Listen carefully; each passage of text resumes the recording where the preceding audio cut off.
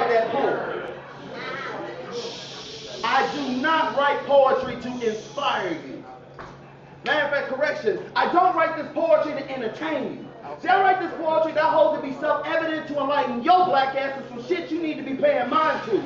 Which is obvious you need an introduction to the truth. Be you a spoken word vet, or simply a rookie, a poet that's struggling to get his mouth wet, or better yet, selling your poetry using your milk and cookies. See, So you get some don't milk have and to like cookies. me, but you will respect me. Okay.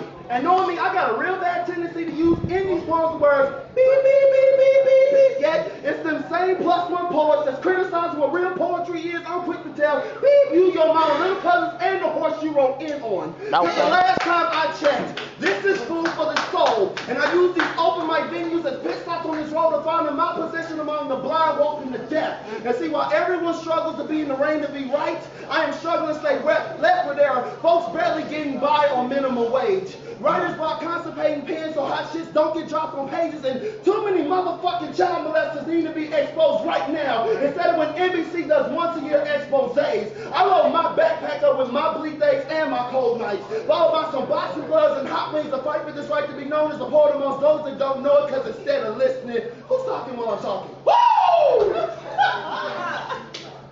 Because instead of listening, they're talking too much. Not knowing that them punchlines is how I keep from fucking you up with some nice right crossover lines and left jabs with your blind eye, or if I let that shit fly, this world we feel suffers. So before you come at me with sneak disses, like some little chocolate short, bright-skinned piss misses, know that above this poetry and this poet, since this disclaimer and each time that you read it, see that I go beyond slams, your imagery, use of metaphors, your gestures of hands, and a couple fans you might have gotten because you gave them a story about how good your coochie is a thank ball. Not they bought it. Cutting you down the side. Not they bought it. The center. And no, that one line is not meant to offend you, but if it did, if your butt hurt off of it. Yes.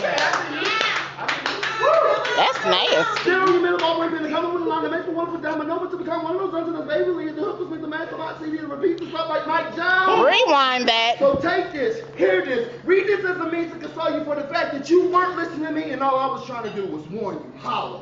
Hey!